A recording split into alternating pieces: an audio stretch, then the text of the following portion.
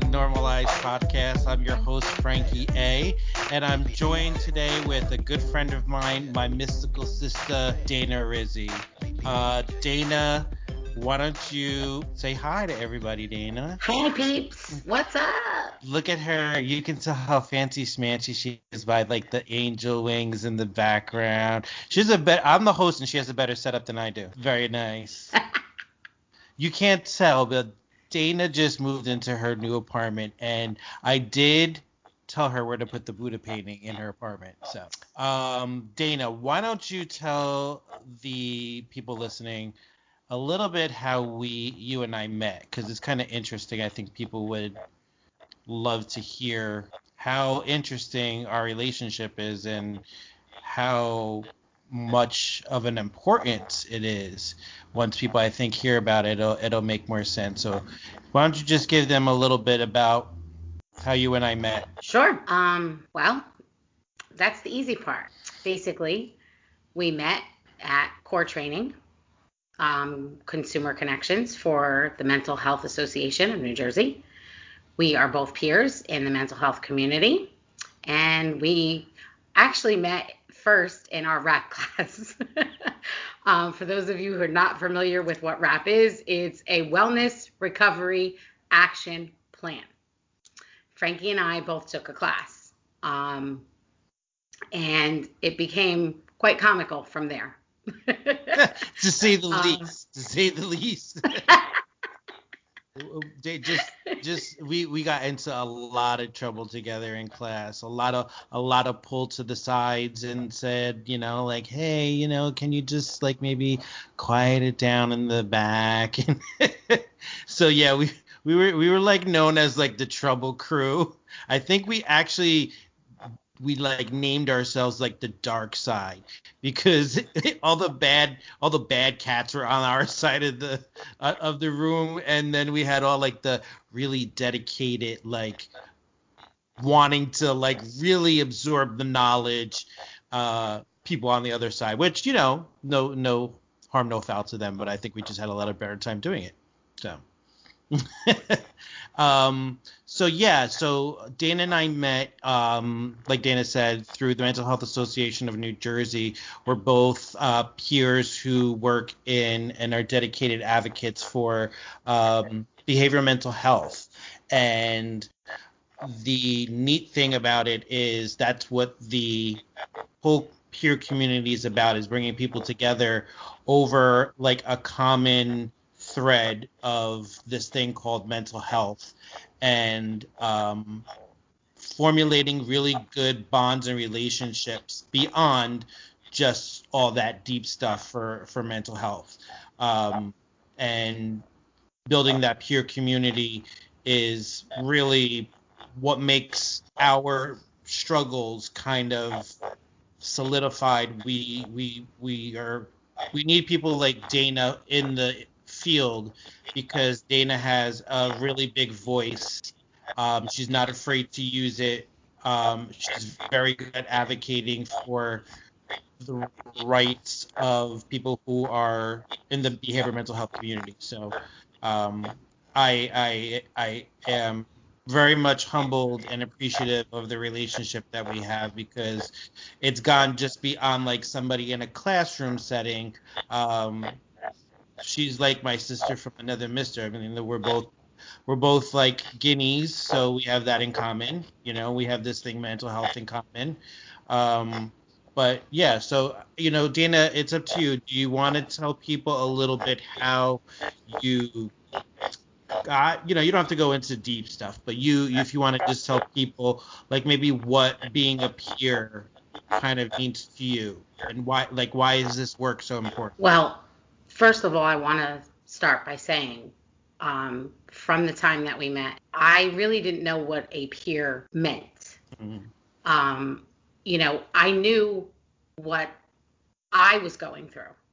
I knew how to go to a professional, but I wasn't fully aware until I attended St. Mary Seton Center, which is ICMS is also involved there.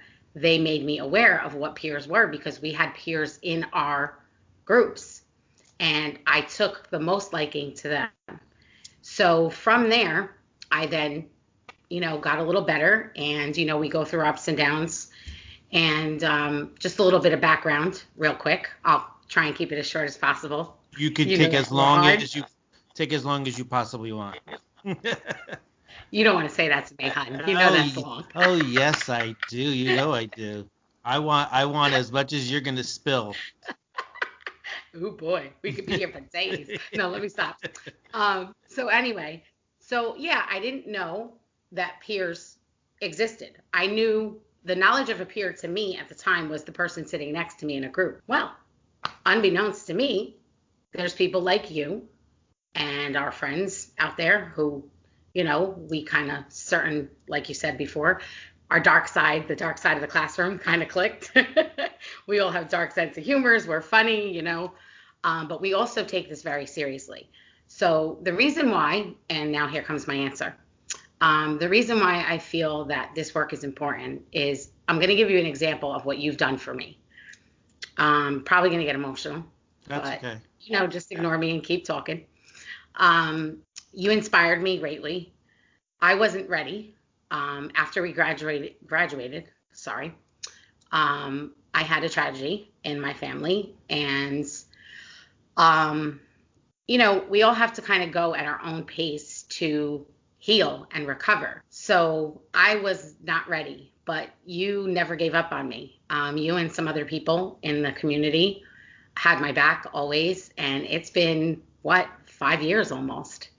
And thanks to you and not giving up on me. And I know we don't see each other as much as we'd like, or as I'd like, or, we have families, you have families, you have a job, whatever. I got married, you're married, whatever. Life happens. Yeah. We always stayed in touch through social media, through the phone. I knew you were always there. But the one thing I can say is this work is so important because people like us who are peers and people like you, if you didn't encourage me to just be who I am and just be real, and it's okay to have setbacks.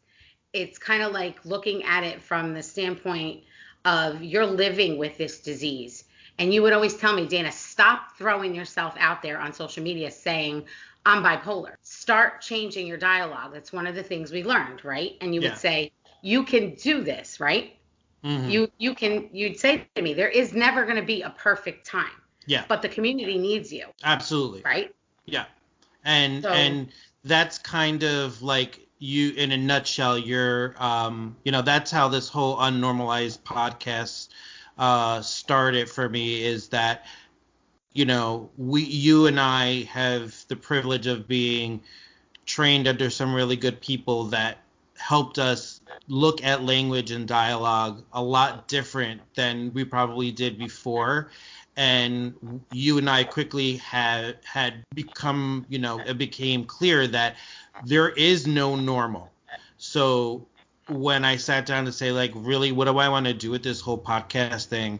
And it started out just mental health stuff, like really breaking down, like, people feeling like they have to live by society standards, because that's a hard thing. And I don't think anybody out there is normal. And then it just kind of like blossomed from there, because I have a lot to say about different shit, and I have different facets of me. Behavioral mental health is not something that just defines who I am. It's part of me. It's part of what makes me Frankie, but that's something that I had to learn, was that I am not just this one thing in this whole life. It's what gave me purpose and value, and I appreciate that, because I think that's for people like you and I in the mental health community. I think that's something that we really strive for, is purpose and feeling value. And when you learn that you can put all those things kind of like they're in the background, kind of, rather than in the forefront, because they've been in the forefront for us for so many years of not being healthy and not addressing it and not getting treatment and all that it becomes like almost like a badge of honor for us to say like, Very hey, much so.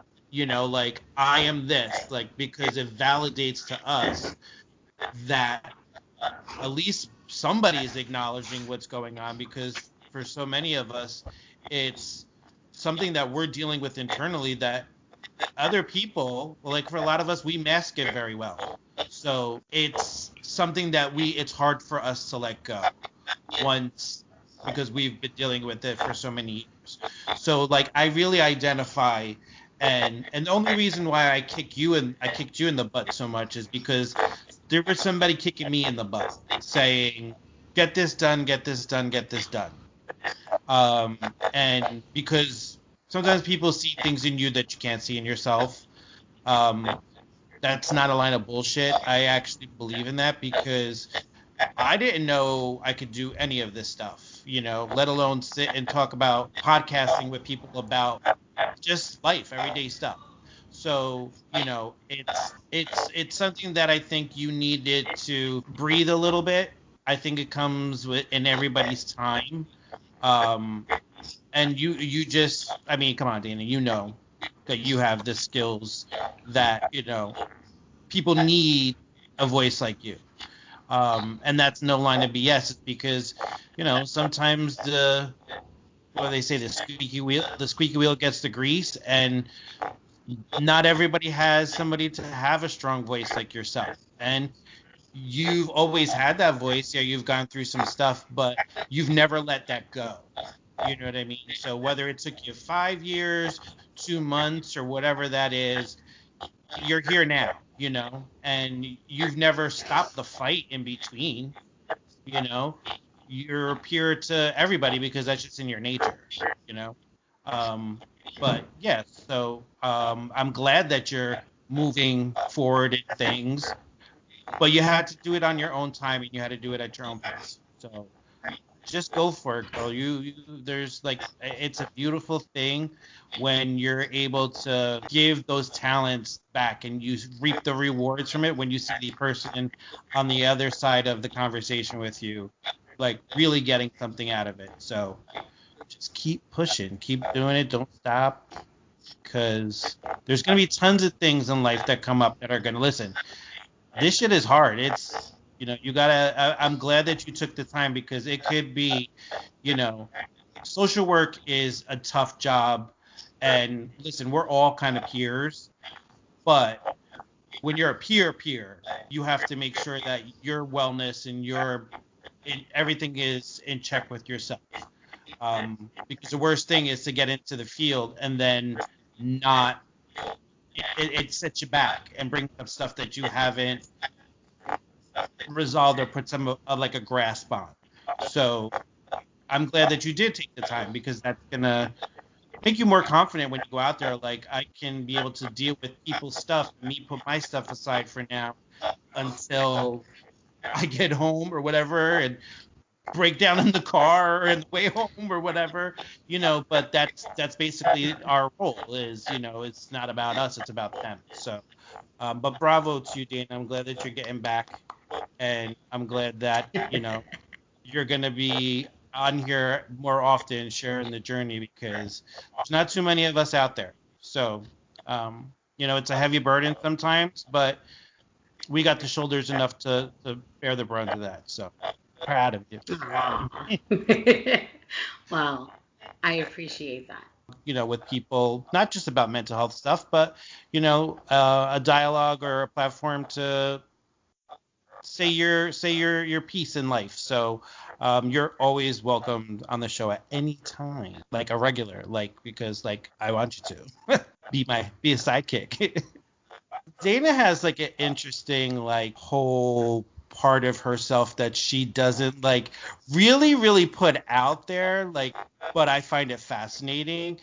Dana is actually, now correct me if I'm wrong, okay? Would you say that you are a witch, or do you practice Wicca?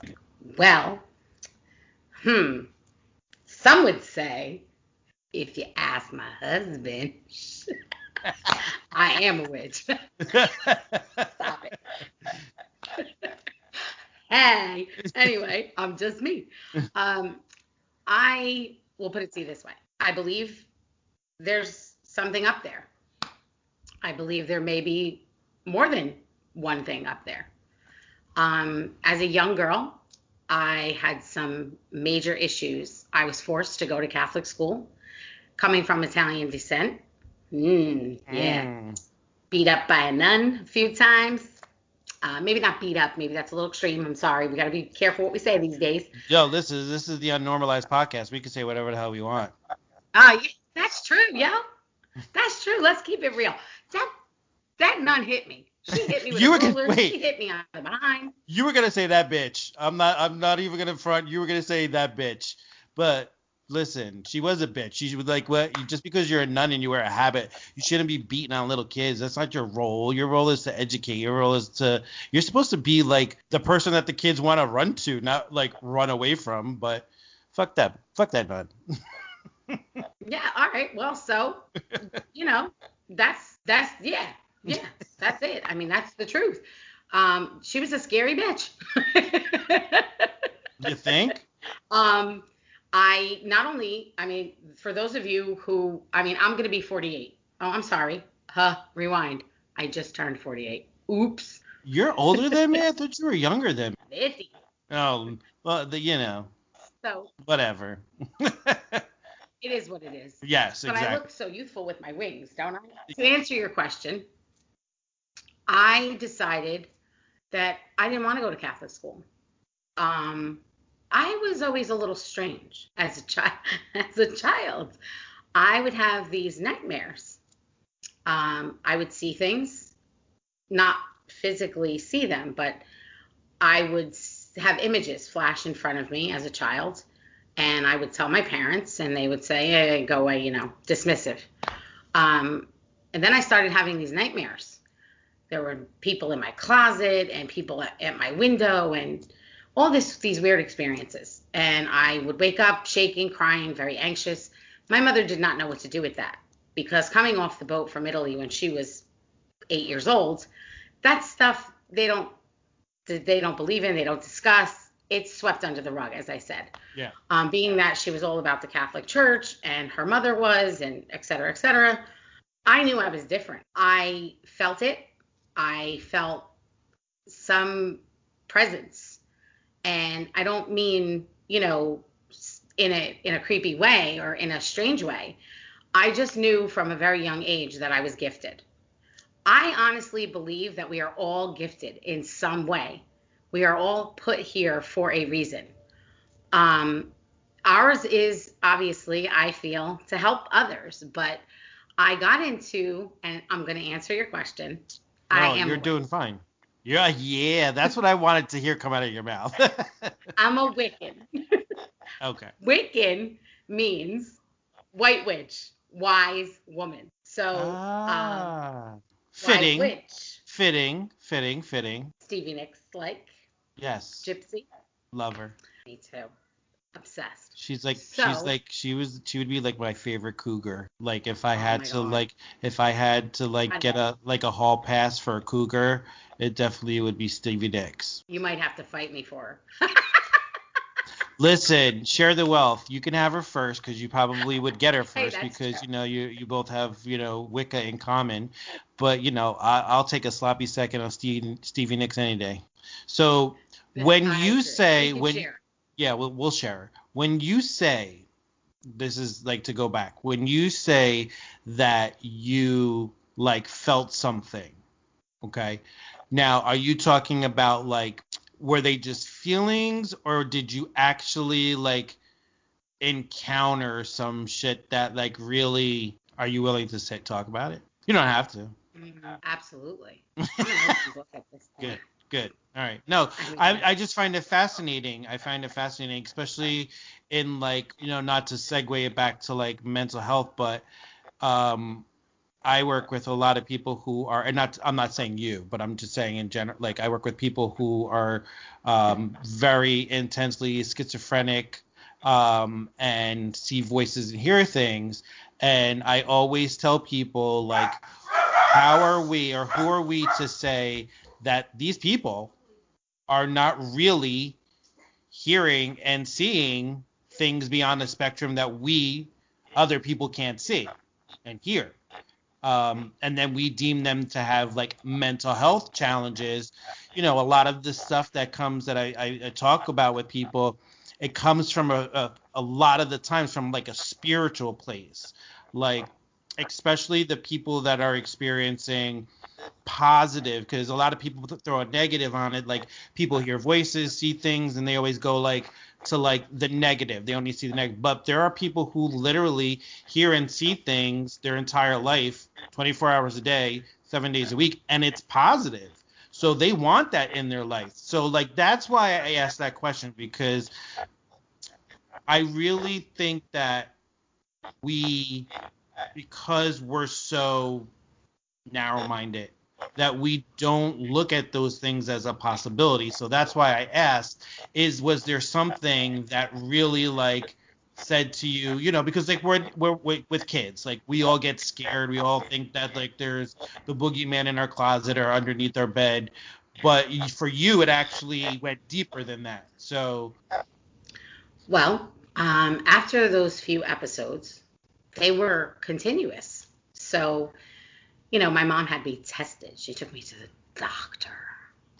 What was the general practitioner going to do with my daughter?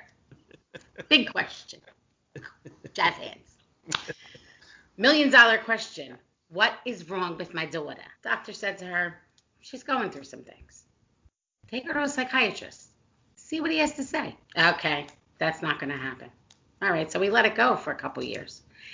Then when I was just about 7 years old, well, actually, let me go back. So I got kicked out of, I kind of got kicked out of Catholic school. So surprising. Oops, sorry. I told the teacher she was boring. She didn't know what she was talking about. Yeah, I was bored. I was probably too advanced and bored. And I told her that. I probably shouldn't have, but I was bored. They didn't take that very lightly. Back then, especially, children were supposed to be seen and not heard. Absolutely. I didn't follow those rules. Neither did I. Yeah. You get it. Yeah, because I come from that same background where that you literally said all the time, like my father would say that to me constantly as a kid, like children should be seen and not heard. And that's not a diss to my dad. Like, it's just, that's the old way of how, you were supposed to be like a submissive kid and just go with the punches and tell, just do what we were told to do. And I think that shows like kind of like leadership at an early age when you're standing up to like the authority. You can't stand up more to your parents or to like in our Italian culture, like the church. You know what I mean? Like you were in Catholic school, so like you were defying that at an early age. So yeah, that would have been raised some bells and whistles in my house too. Well, I mean, everybody has different views on this type of stuff, but I can say that we, as you just said for yourself in your background, we were taught to suppress any of those abnormal things, which is why we, I think, connect on so many levels, because, we're all about passion and art and food and mysticism and spiritualism and helping and giving back. So the reason why I'm so open about this is because I have touched lives. It turns out that not only did I have that episode, my mother had me tested. Those Rorschach, what do you call them, tests? Yeah, Rorschach. They make you look at the ink blots. Exactly. And I was seeing things, and they have levels. And the doctor turned around and said to my mother, Joanne, her name was Giovanna. She changed her name to Joanne when she came here. God rest her soul. She's my angel now. They said, your daughter's too smart. She's like, my daughter? Huh? What do you mean? What do you mean? What does it have to do with the nightmares in her closet? What? I don't understand. She's gifted. Well, what does that mean? She's special? She needs a doctor? Like, what? No, calm down, the guy says to her. He said she's seeing things that most adults see in this picture. She's at a level where she's just unique. She's different. And he sat her down and I left the room. And so from there, my mother said, all right, well, I guess we got to pull her out of Catholic school because this isn't the place for her. So I then went to public school. Anyway, let's get back to the moral of the story, which is how I became the White Witch. Can be very dark sometimes too, so careful. But I like it dark. I like it dark. I want as this podcast goes on, I know you're trying to be the White Witch right now, but I do want to see the dark side of the witch come out too sometimes. Your eyes were just all about that right now. It was fabulous. Because Dana, I'm so into that type of stuff.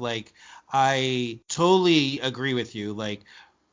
I've had neurological problems my whole entire life.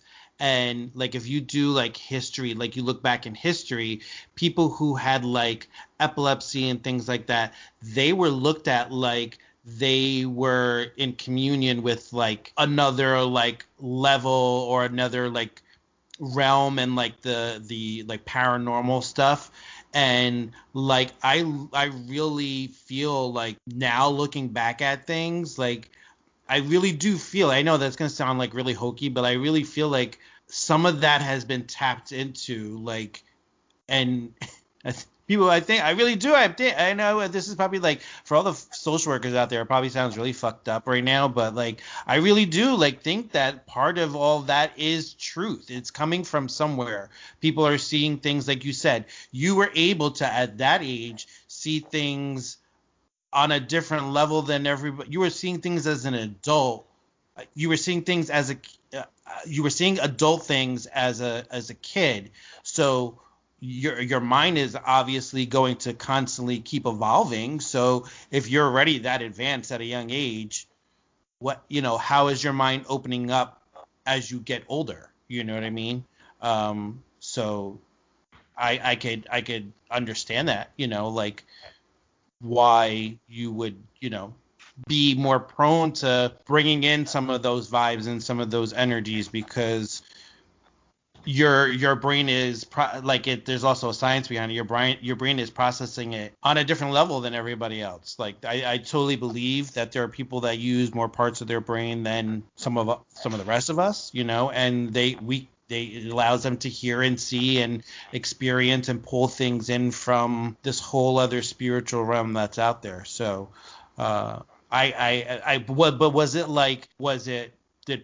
now you said you were how old? You were what? Well, it started when I was 4.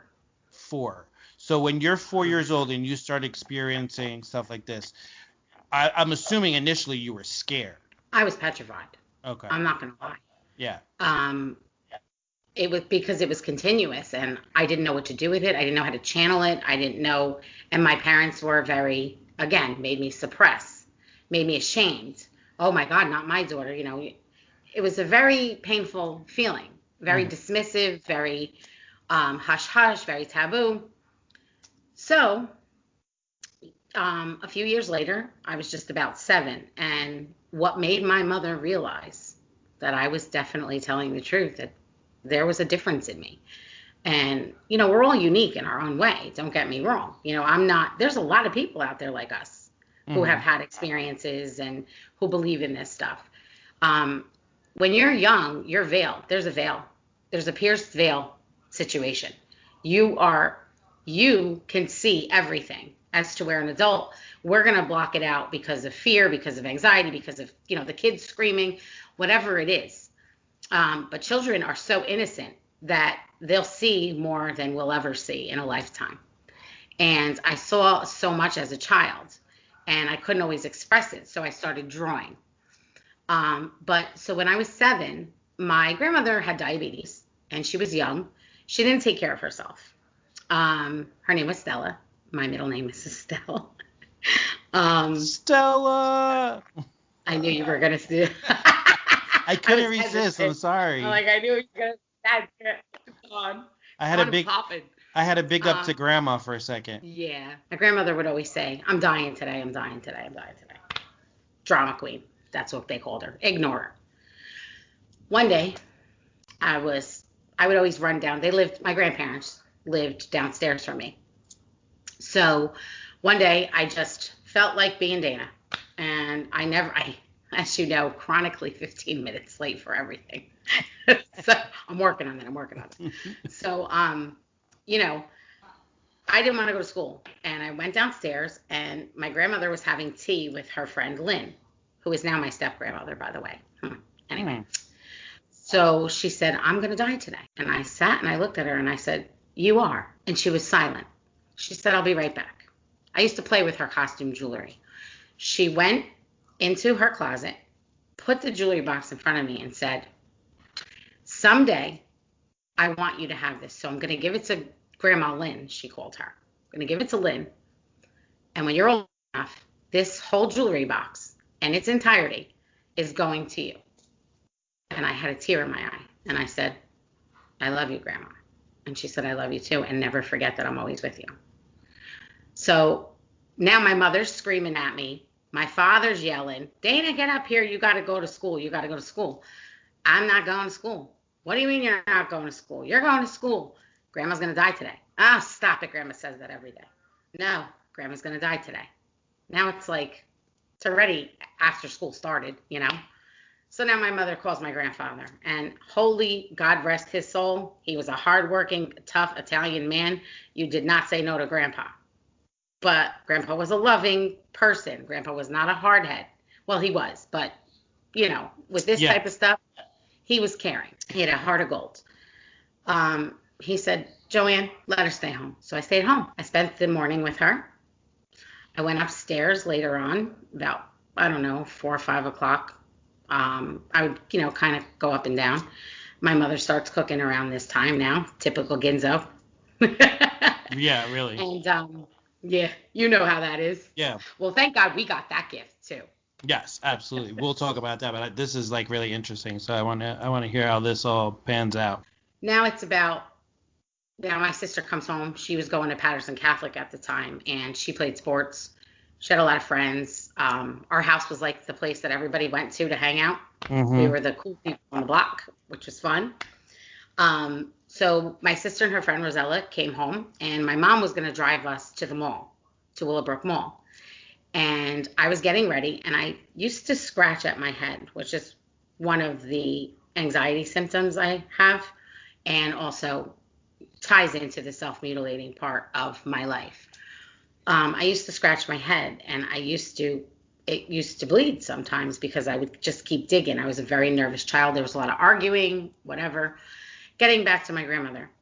All of a sudden, now it's about 7 o'clock, and they're putting on my shoes. And all of a sudden, you hear bang, bang, bang on the ceiling. It was my grandfather. My grandmother died. She passed away. Wow. True story. 100%. 110%. Wow. Was that was the very first time, kind of something in you said you were probably 7 years old? Was that the first time? I was just about 7. Was that it was April? That was the first time you said, So that then, was it. So then was it at that time where did you know what Wicca was, or was Wicca something that you kind of explored as you were older? Wait, you broke up a little bit there. I said, was when you were looking to get into it, was it at that point? It's funny because my lifelong friend, my first friend, Stacy, we started tampering with Ouija boards. Parker still had that Ouija board, and we'd light candles and sit in her closet. We were 10, 11. We would start doing these things called X's and O's. And I don't even know where I got it from. I just would do these X's and O's on a rug, and I'd just be every X is an A or whatever. And somehow we would then use the Ouija board, and we'd spell out a name. We actually got some kid's phone number. We were one number off from his phone number by doing this Ouija board. And she is on my page. You can contact her. Her name is Stacy actually Salito Smith. She hyphenates. She actually witnessed. I'm not allowed to hyphenate, so I put in parentheses and just haven't changed. But anyway, back to the story. The truth, not the story. So yeah, I started from there on. From then on, now I'm confirmed. I had my validation. I didn't need my parents. So I would do stuff like sit there and I'd shut off all the lights and I'd light a candle sometimes and I would summon a ghost. I don't know. Just played around with it. Well, they say be careful what you wish for. Some strange things happened. Again, I was a kid. Could it have been a coincidence? I don't think so. Not at this juncture. When I was young, maybe it could have been a coincidence from that far back. But now that I know what I know and I have the validation that I need for a lifetime, I needed somewhere to channel this. I needed somewhere positive because some people do go very dark and they get a little over the edge and go overboard with kind of, this whole subject. Mm-hmm. They take their gifts and they use it to harm, or they do a lot of spells. They're incantations is what mine are called, but they'll use candle magic. They'll wish harm on others. They bury things in the ground. I only do good. The difference between the gift that I chose to take and accept and embrace, I embraced it for good. There are people out there who practice Santeria, this and that. They're still good, but I don't sacrifice. I don't believe in that. I don't do that. I don't sacrifice chickens and stuff like that. Stop. I'm serious. No, there are people. You said that you didn't practice Santeria, and I almost broke out into the Sublime song, but I don't think anybody wants to hear me sing like, I don't practice Santeria. I ain't got no crystal ball. I ain't got no crystal ball. But I had $1,000 and I spent it all. Yeah, basically. I changed the words. Basically. My life. And it wasn't $1 million. It was like $20 and I spent it all. So yeah, so you like, it's funny that you say that about like people like digging stuff. I remember, I don't know, like maybe I would say 8 years ago, if maybe a little longer, Marianne went to go I introduced her with my first guest on the UNnormalized podcast when I did my taping. So a lot of people will hear me talk about her, and one day she'll be on to probably critique me, and we're going to be talking about relationship stuff. But my wife went to a beauty salon, and I want to say it was like in like Montclair or something. I could be wrong. But the lady cut her hair, and, I guess, women's beauticians are different than a guy going to the barbershop. The guys don't talk about stuff like, deep stuff. It's just like, cut my fucking hair and get me out of here. So my wife was telling her about some stuff, and the beautician told her to, when they were done, she swept her hair off the floor. She told her, let's go bury this outside because people can do really bad things with a lock of your hair. And if you have like bad energy, you're telling me all this negative stuff. She literally didn't want to sweep it up and put it like in the garbage. She literally took Marianne out and she buried her hair.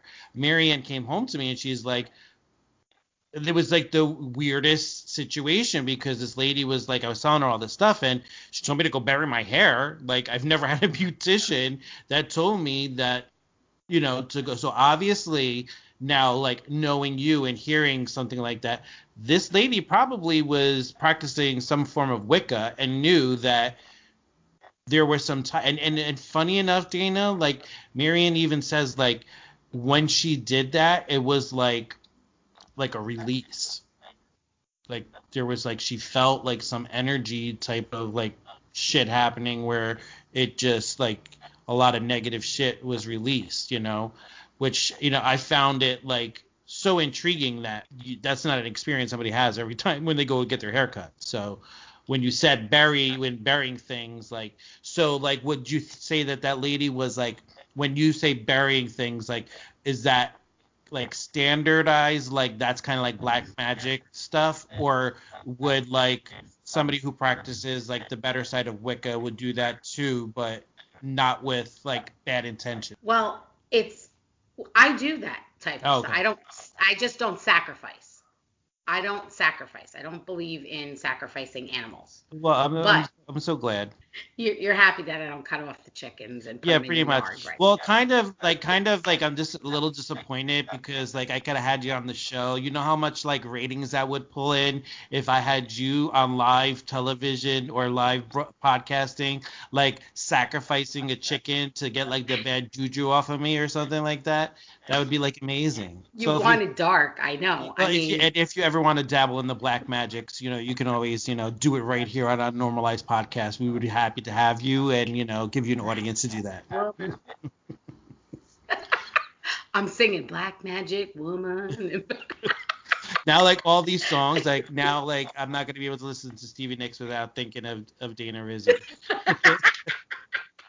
Which is really not. Where did you get it from? That's really not fair because, like, when I listen to Stevie Nicks, I want to listen to Stevie Nicks and think about Stevie Nicks. So now I'm going to be thinking about you and, like, doing some, like, incantations. I will no longer call them spells because now I've been educated. See, that's what we do here is we educate you folks. So, yeah, so, like, I do know that you also do tarot card readings, right? That is how I started to channel my gift in a healthy, positive manner. I'm going to sip my water. Good. If that's okay. Sorry. Of course it is. It is water, not vodka, just so you know. Well, whatever floats your boat, like my whole motivation for people coming on this show sometimes is getting them liquored up because that's when they spill the beans. So, and I'm going to get the most juicy stuff. But, we'll have to have you back when you've had a couple of bottles of vino. Well, if it was a Friday night, maybe a margarita. Italy gave the world the tarot. I did not know that. Getting back, yeah. Da Vinci's Demons. You ever watch that show? Yes, I love that show. And it was very short-lived, but absolutely one of my favorite shows I think I've ever watched. Go back. Okay. When you have time. I know you're doing a million things. There is an episode, and I'm not going to tell those who may be listening to this in the future you. Fuck them. The show has been off for like ever, and they can go fucking Netflix that. That's true if they don't want it. All right. You can say it. You can say it. There's a scene. I didn't want to ruin it for you. Screw them. In case you decide to go and watch it. There's a scene, and Da Vinci's sitting there, and he's like this outcast, as we know. And his own father like didn't want anything to do with him because of the political stuff and the royalty went to him and tried to steal his ideas, had him patent stuff and on the QT, whatever. I can't even go there politically with the Illuminati shit because no. I can't diss my boy because I like his raps, but you ain't in the Illuminati and you didn't start it and you're not Illuminati. No. Because I know where that came from because I did my history. I'm not dissing. I love the Kardashians and I love their men, but I'm just saying, Kanye, all you guys out there, no. The Illuminati is sacred. Yes. That has to do with you. Sorry. Yes, it is. No, I agree. I agree with you 100%. Watch Da Vinci's Demons. Yeah. Read Da Vinci Code. Mm-hmm. Famous people were in the Illuminati, but they didn't talk about it. No. Some say there's some truth to Italy gave us the tarot, and paganism came from Ireland, Italy. It actually was pagan before it was Wicca. Mm-hmm. The Catholic Church buried the sacred society. They called themselves what they did because the Catholic Church was picking them off one by one. I'm not going to get into that whole story. We can if you want someday. But So the true story behind that, the whole Wiccan religion and the tarot cards and all that, and paganism and stuff, the first was actually drawn on a wall. And then it was put on a cement. Back then they had cement, and they would draw on the, or etch in the stones. The first tarot deck was etched in stone, and it was from Italy. That's right. I don't know whether his name was. There's a couple of them. I know we talked about it, but I think this is like a good segue to kind of like see if maybe you would be interested in giving me, it doesn't have to be a long one, but maybe you can give me like however long it takes for you to do a reading. Can you do a reading like this? Of course. Would you mind giving me a reading? I could. I mean, it's been known, it's been proven that it can work. It does work. How do I know? I used to be an online reader with planetstars.com. Nice. Don't go there. They're still in business today. Let's try to work this out. Let's try to you tell me what you need from me, and I'm gonna like turn it over to you and let you do your thing. Okay. Well, first, do you want to see what deck I picked for you? Sure. This is so intriguing. Love it. So intriguing. We'll have to give the wifey a reading soon. Oh, she would love that. I think we talked about it when we were at your house, but we never really got together because things have been chaos for all of us. We know. So the deck I picked for you is the Tattoo Tarot. Can you see that? Yes, I can. There you go. All right. So generally, if you were in front of me, what you would do is you would shuffle your own cards, right? Okay. And that's the best way to do it between you and me, because it is between you and me at this moment. Right now, yeah. Old I am. You's about to take a nerve. So generally, let me be serious for a minute. I'll go back to Veruca in a minute. My niece does it a lot better. Woosah.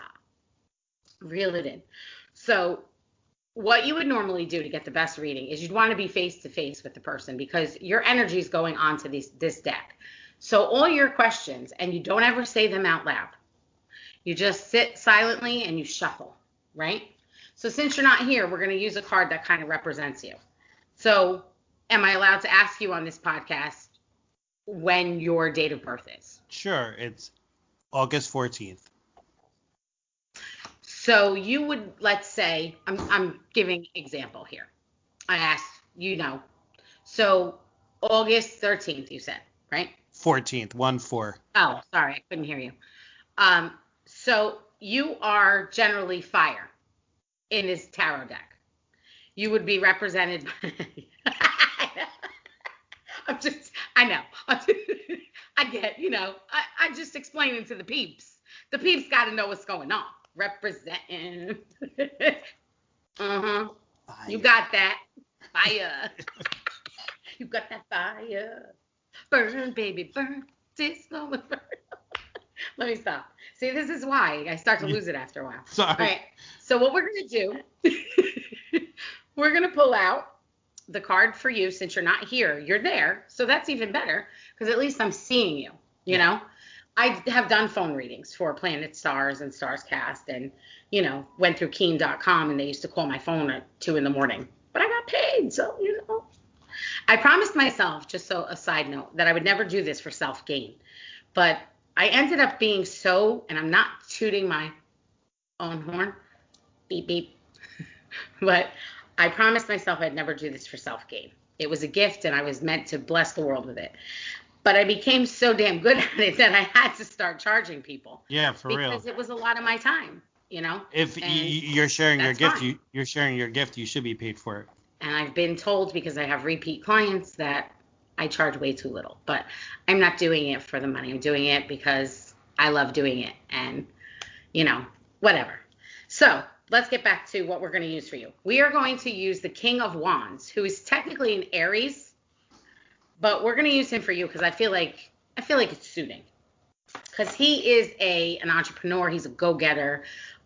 He's just very spunky. He's very artsy. He's a lot of things. He wears a lot of hats. So I feel that would be a good representer card for you. So I'm going to look for him. He's what, King of Wands, you said? The King of Wands. Okay. So there's wands, cups, swords, and pentacles. Those are the 4 symbols in the tarot deck. Pentacles are tangible, things we can touch, monetary things, property, real estate. It's also forms of communication.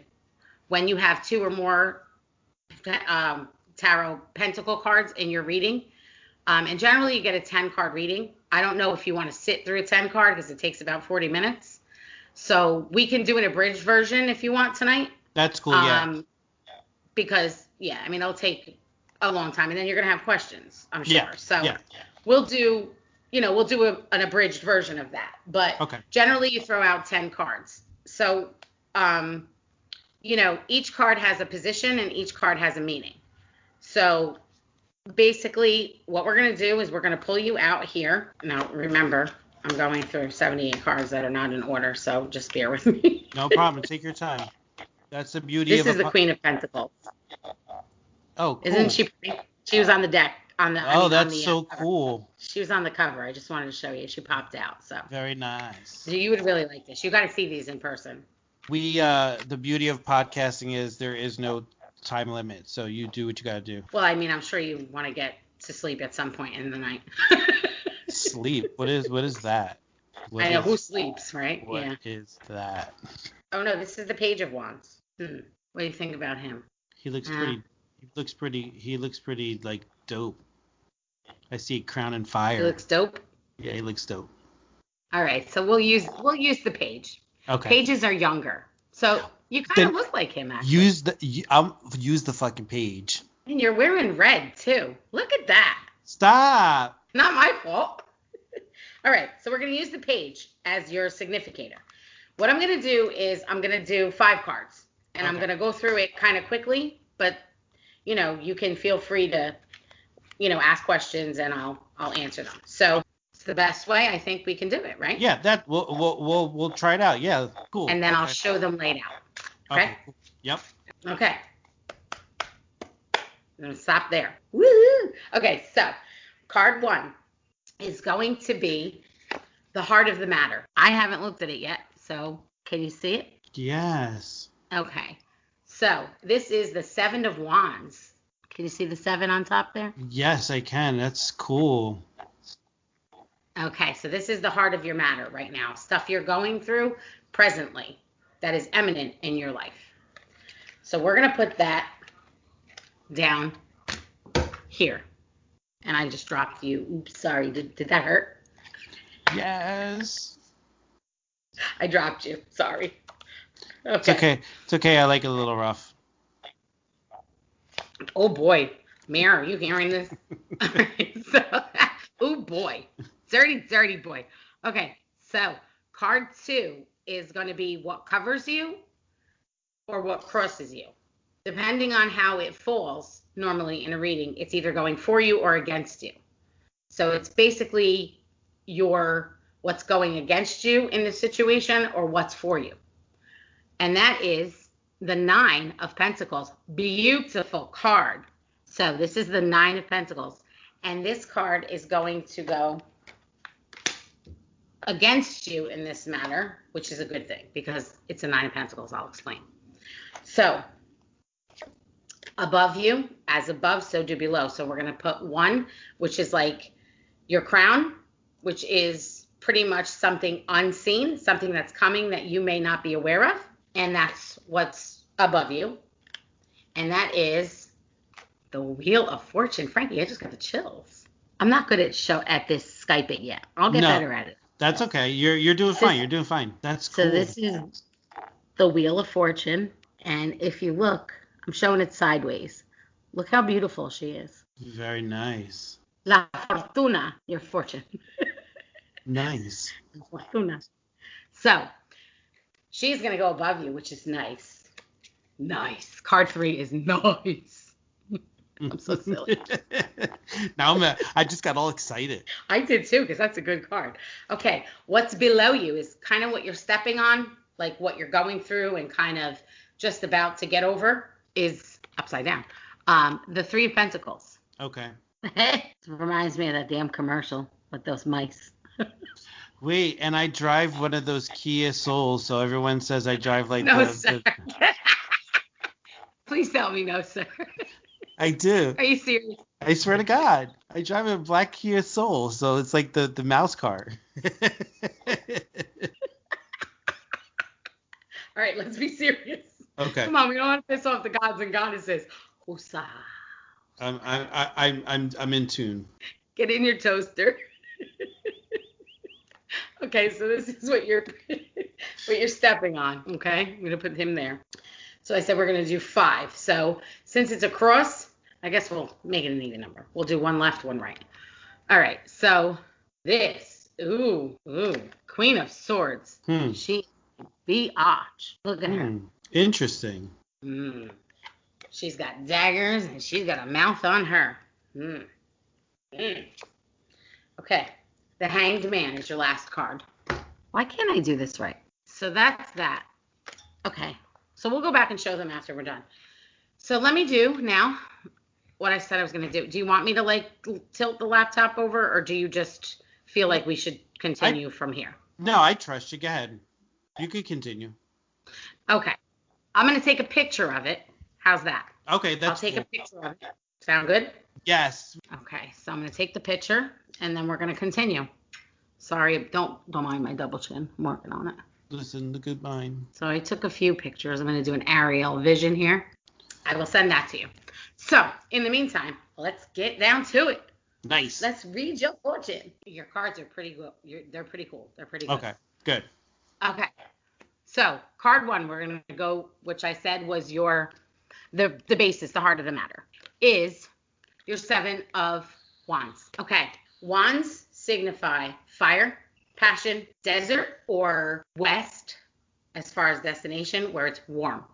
Think of warm places, Arizona, California, New Mexico, places like that, desert-like places.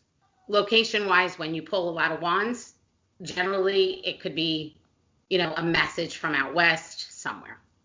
Just saying. Sidebar. So the 7 of Wands, basically, you see here that he is kind of griping, which looks like holding on to a heart. The spears are kind of shattered or scattered, but there's one solid one. Basically, wands represent also communication in terms of writing, actual like poetry, books, poems, anything artistic. So wands are very artsy. So the time of year that the wands are, obviously, would be fire, because they're hot, and they're very red or orange generally in a tarot deck. Okay, so its meaning. Now I just want you to know that one card by itself does not tell your whole story. All the cards are put together to tell your story. Gotcha. So this card could mean something, but when it falls next to another card, especially a major arcana, it changes its meaning. So okay. Hold on to your hats. We're going to read now. All right. So your signifactor card, what's most important, what's wearing on your mind, I feel is, let's have a look at what crossed you, which is the 9 of Pentacles. Okay. So what I'm seeing here is I'm seeing an investment in something artistic for you. I know. Wow. That's not even, please, we haven't even gone there yet. But I see that you finally have grasped something that is going to stick for you. Now, he was holding it like this. Something from his heart, very passionate. It's going to hold. He's holding it steady and it's firm. And it is artistic. So what I'm seeing here is someone actually investing in you. Yes. Because this card here, your toaster car commercial card, 3 of Pentacles with the mice. I call it a toaster because it reminds me of a toaster. Anyway, the 3 of Pentacles is a partnership. And it's Pentacles, which is tangible, which is money, which is that of the earth, which is things you can feel and touch. It's a gift from a gift or an offer, a gift or an offer from someone higher or someone like a bank. It's a partnership with you and money. So I feel that there is something that is coming your way in lieu of Monday, but more a paid partnership, a sponsor, so to speak. More than one. I'm going to say 3 because you got 2 3s in the deck. Also, repetitive numbers are important to pay attention to when you're doing a tarot reading. So March 3rd. I know it sounds far away, but I feel like March 3rd is an important date for you coming up. I feel you will have 3 choices, but you may be able to work around or with all 3, but I feel that there's 3 firm offers to basically, I'm going to say, bring capital to your venture. Does that make sense? So they're looking to take you to another level with an artistic adventure or venture. So I see an investment here. I see 3 offers. March 3rd, 3 investments. Okay. Now, it doesn't always, it's tricky because it can be, the 3rd week in March because it's 3-3. Gotcha. So sometimes date-wise, you got to hang in there. And, since this is pretty much recorded, you'll always, I'm hoping, have it. So if you want to look back on your reading, I'll remember it anyway because I have the picture. So, but this way you get to look it up too. You can also look the cards up online when I'm not here. But I go with you. I'm not going with Google Tarot. I want to go with Dana Tarot. Stop making me blush. So March 3rd. Okay. March 3rd. Around also, March 3rd, 3rd week C, of March. Yes. Or the 3rd week in March. I know that's a big difference, but I sometimes get numerology. I get so wrapped up in the double numbers that I forget. It can be that number, the 3rd week of March. It's March, it's 3-3. It doesn't mean it has to be March the 3rd. So Gotcha. I made that mistake very many times in my life. That's also a significant date for you from your past, because what you're stepping on also is embedded in there.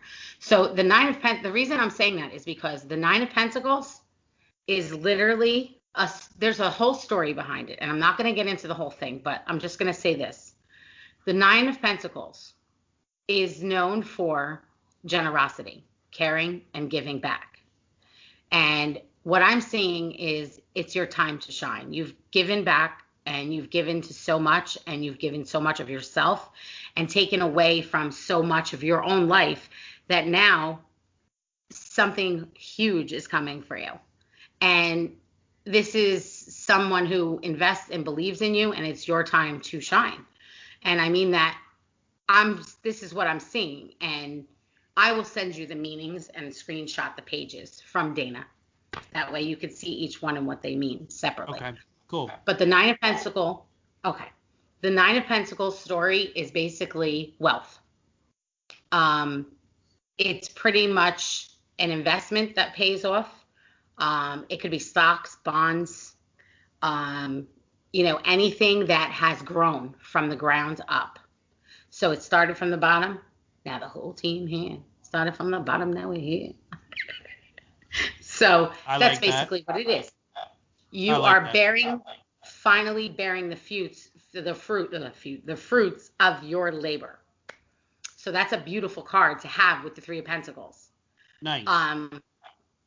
It seems like you got a nice financial backing, and this also could be property wise.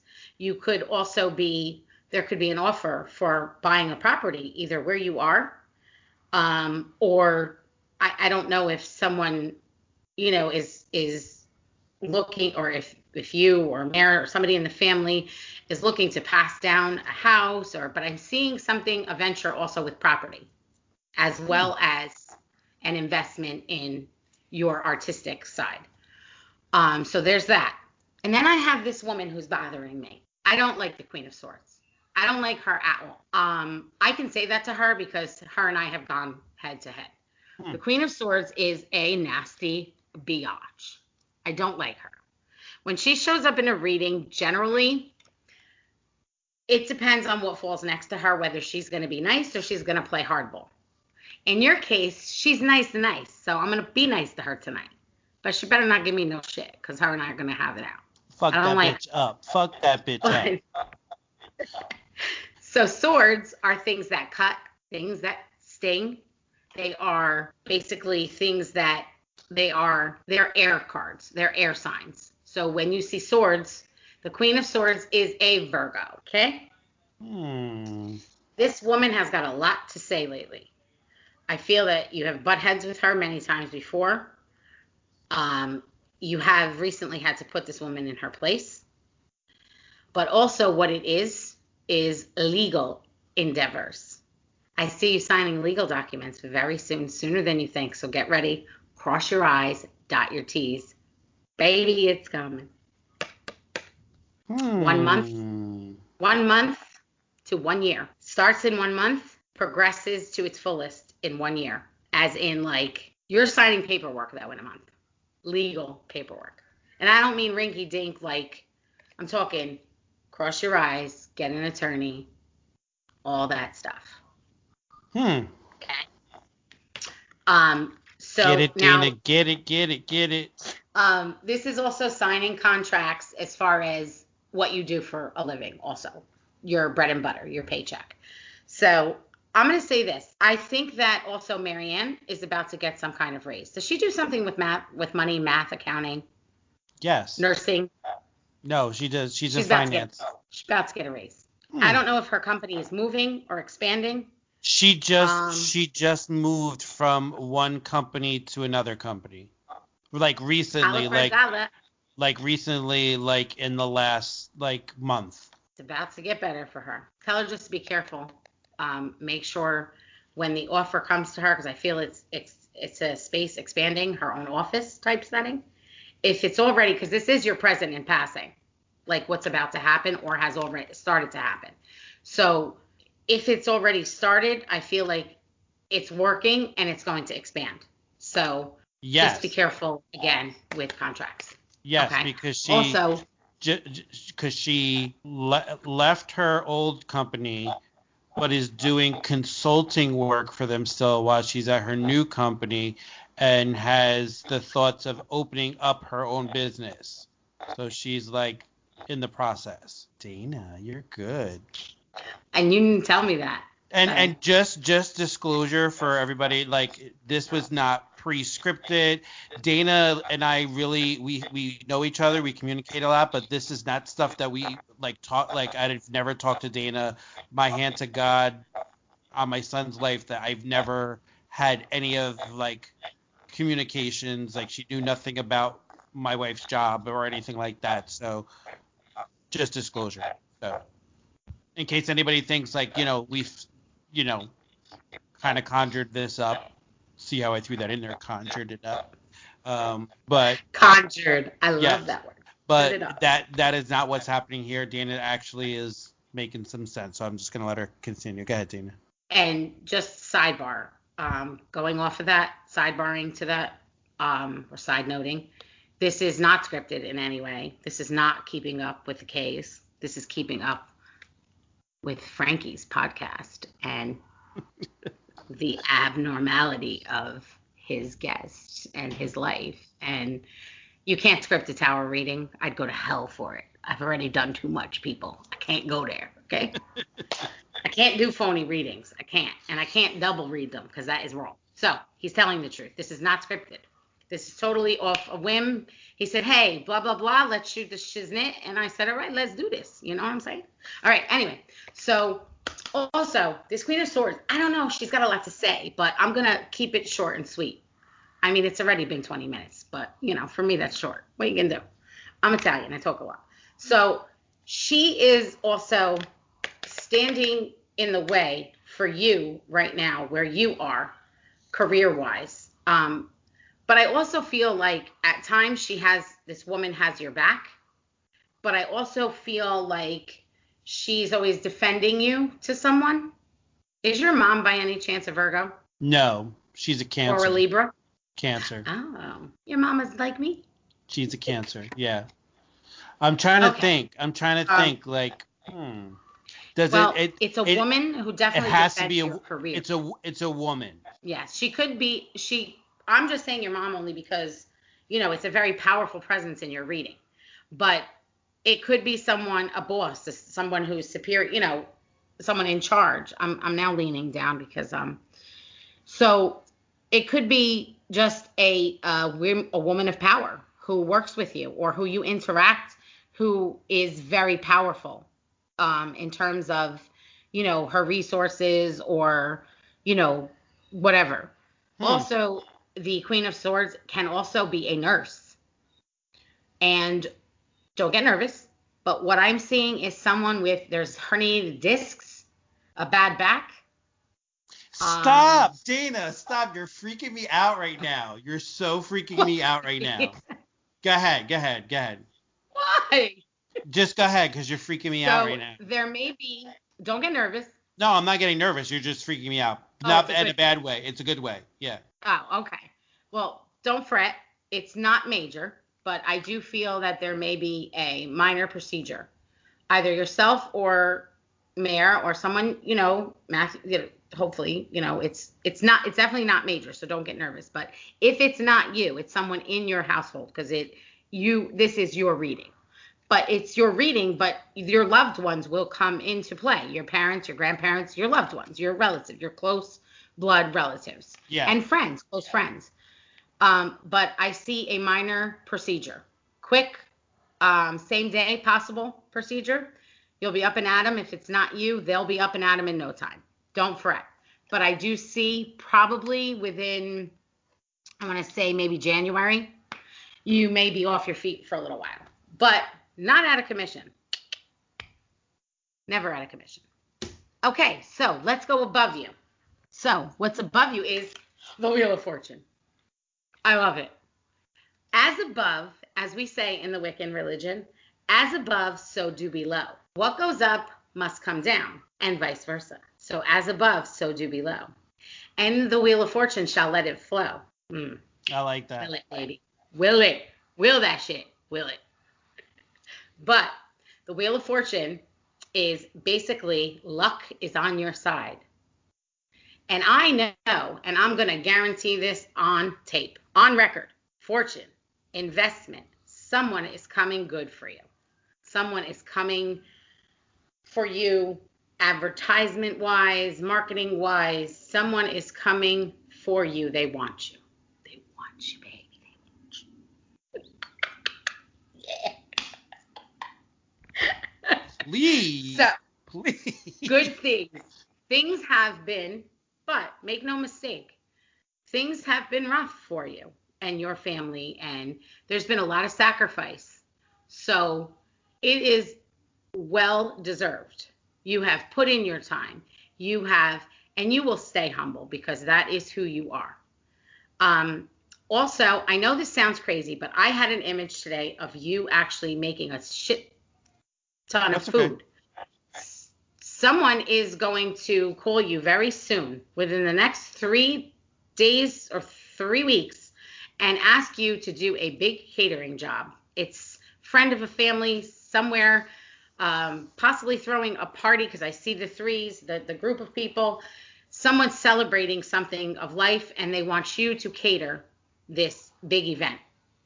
And from this event, and you start to network, there's some kind of person there that is well-to-do who is going to take a very big liking into your ventures.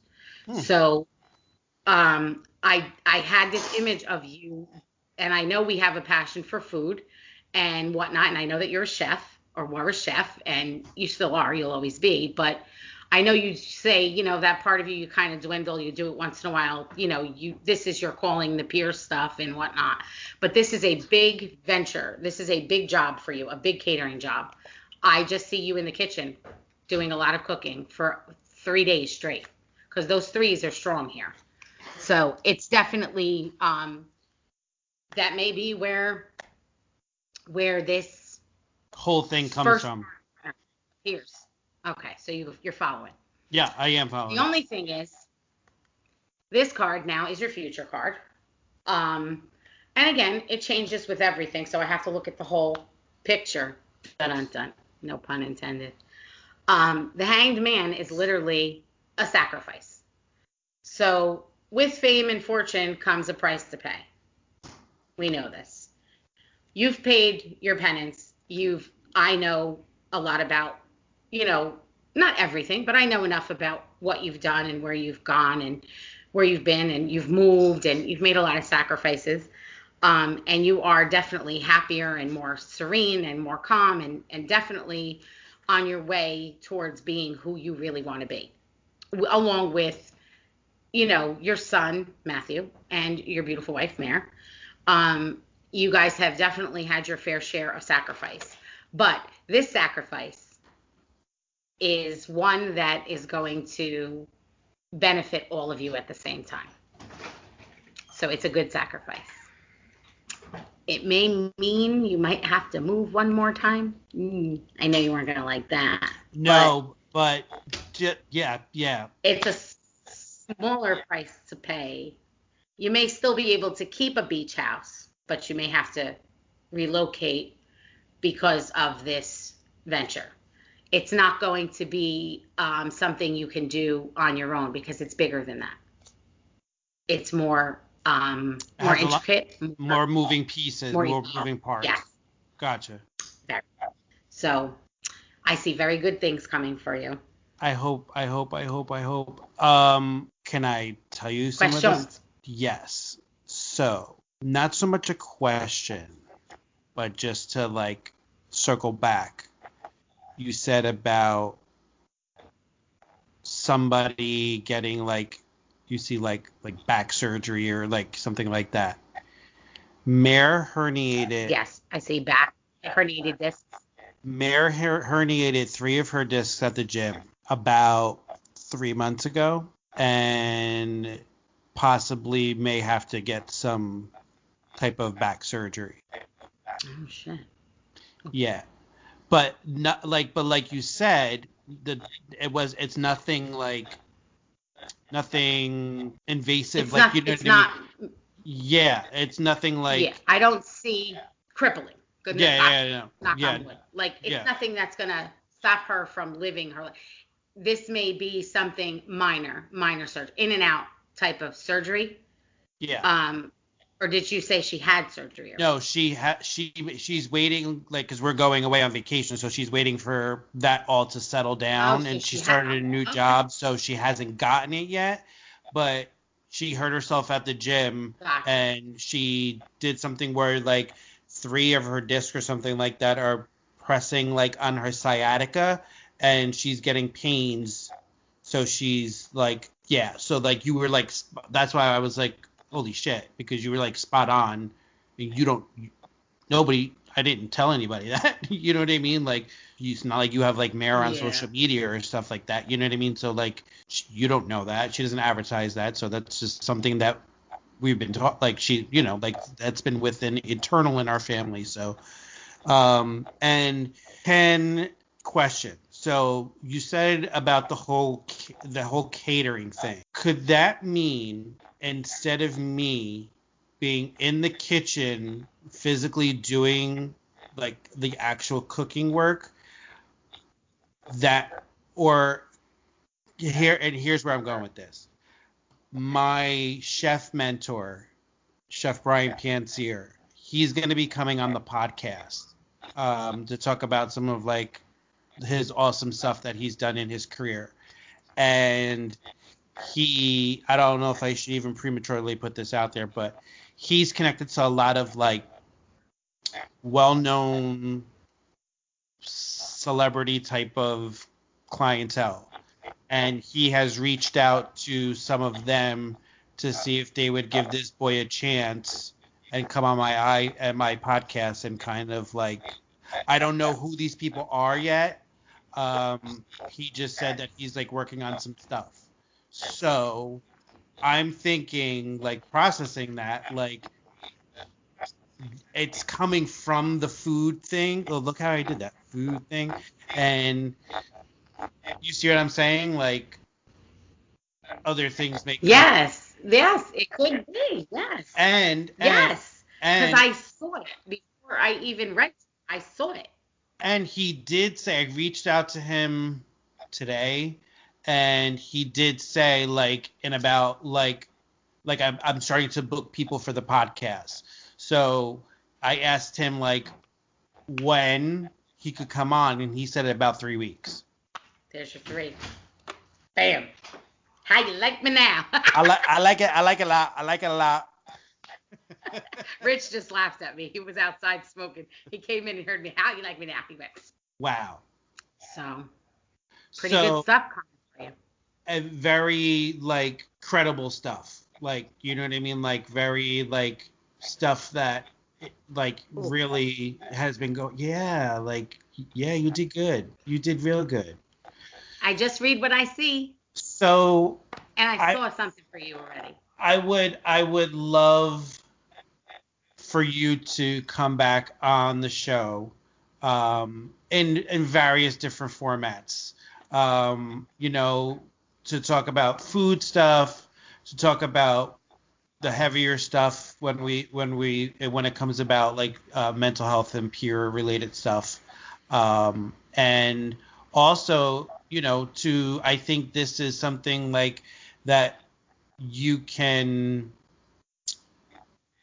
use this also as a platform. You know, I'm sure after, you know, this goes from post and goes and hits the podcast world, it may bring you in some clientele, because I'm telling you that this was like no bullshit. When I tell you that Dana was like spot on about stuff that's been going on and she has no idea about. So it wasn't like planned or anything like that. So my hope is that, you know, when this does go to air, people will respond, and then, you know, we can put them in contact with you, and you can, you know, do readings for them, because I can see how this gets intimate. You know what I mean? Like, and you probably want to go into more detail. You'll probably get more from a person when they're like with you and stuff like that. So, you know, I definitely would love to have you back on, Dana. I think this was a great talk, and hopefully it's the start of many, many more. Before I let you go, Dana, just tell, you know, everybody, I know you have some other stuff that's going on too. What do you got coming up in the near future for Dana? Well, I decided a couple of days ago, after leaving my therapist's office, and just throwing it out there, people, make sure you talk about your stuff. Don't suppress it. It will eat at you. I was throwing some stuff around. I read her cards. That's how I met her. She's now my therapist. Go figure. We kind of therapy each other. That's great. She was one of my clients, and she then referred me to someone else, and so on and so on. So I was referred to her by a client who, anyway, so getting back to what I am thinking is, I left my therapist's office with chills, and I told her something about herself that she already knew, and she turned around and hit me with her best shot and gave it back to me and said, "What are you doing about your talent?" And I don't mean the peer counseling, because that's a gift and that is priceless. But what are you doing about this gift you're giving to me today? And I said, okay. And I said, well, I can piggyback off of my friend who's so inspiring, but I'm kind of shy, believe it or not. Don't even. I really am. What? So I kind of get, it's different because you're asking, you know, we're interacting, Yeah. but I really do have stage fright. So I said, I don't see myself doing anything to that extreme, but maybe I could go live every once in a while and turn Kitchen Queen on Facebook, not on Instagram, because Kitchen Queen on Instagram is Kitchen Queen, you know? Yeah. That's my food page, by the way. But, well, you know that. I figured instead of having a Facebook business account named Kitchen Queen again, because I'm not going to be cooking for people, that's stupid. Why don't I have a Tarot Queen Facebook page and do some lives every now and then and do what I did for you, but shorter terms? Yeah. So a 3-carder route, do sample readings, and get a little side thing going.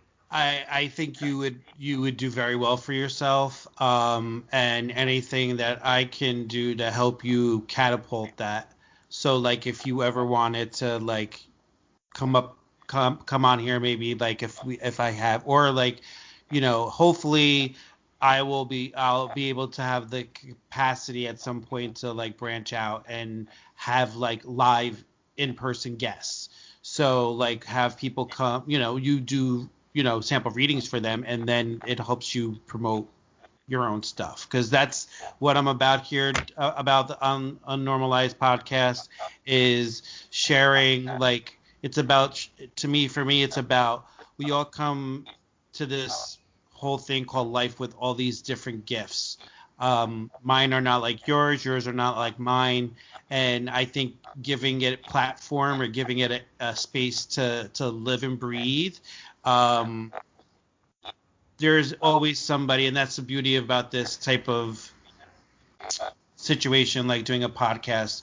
You're going to throw it out there and it's going to really hit somebody, you know what I mean? It's really going to connect with somebody. So I would love for you to come back as often as you want, as things kind of like progress and grow for you, to come back on and like do very short sample readings, and we can push people to your Facebook stuff that you're doing, and kind of work with each other to help grow our own things together. So I think that's a phenomenal idea, Dana. I would like you to, I'll put in the comments when I post this, all your channels, and hopefully by the time that this airs in around August, we'll go ahead and post all that information, update everybody with like all your socials and all that kind of stuff, so they can connect with you. Right. And you know, I think you guys would. I mean, I know Dana for a while, and like we kid about a lot of stuff, and we talk about a lot of deep stuff too. But this was like such a gift today that I was able to, because I know Dana does tarot cards, and I've always wanted to sit and do a reading. So, you know, I definitely will be talking to Dana off air, and having her do like a more in-depth reading that, you know, like the full spectrum of it, because just the sample reading I got was powerful. So I would love to have you, you know, off air come and do some stuff for me and the family. You know, we always have people at the house. It would be my pleasure. Yeah, we'll have you come out down to sunny Point Pleasant Beach and hang out and do some tarot card readings for some of the VIP crew. So, but awesome, Dana. I don't want to take up too much more of your time, but I want to tell you that I love your girl, and I appreciate that you came on and gave a little bit of yourself to everybody. I think you have a genuine heart. And you're going to do some really outside of anything peer related. You know, I don't have the gifts that you have, but I feel like you have a destiny that you still haven't reached and fulfilled yet. So I got your back, and whatever I can do to help you with whatever you got somebody over your right hand, you know, right shoulder looking out for you. So but I thank you for coming on, and we'll definitely be in contact with you to get you back on the show. Maybe sometime when I come back from vacation. Like, who fucking starts a podcast and then goes on vacation? Like I'm big, like some big Willie, like, yeah, I'll be back after summer break. You know what I mean? Like, I've done like 2, you're my second one, and I'm already going on vacation. But that's why I'm airing this stuff like later on, and I'm calling them lead-in shows. So hopefully I want to get some good people to come in and do some sit-downs and some heart-to-hearts. And, you know, this is a work in progress too, so it's going to evolve. And it'll be fun to look back in a while from now and look at this and say, like, remember that day we did that podcast and we were on for 2 hours and 16 minutes and we were talking about like everything. But I thank you for coming on, Dana, and we'll be in touch soon, okay? You are welcome, and I adore you, and thank you for being my biggest fan too. And I think you're going to do great at this. You are born to just be heard, and you advocate and live your life for so many others. And I wish you the best, and I think you're going to be great. Thanks, and I am rooting for you. Thank you so much. Go get him. All right, girl. Thank you for tuning in, guys, to an UNnormalized podcast with Dana Rizzi, and we'll see you soon.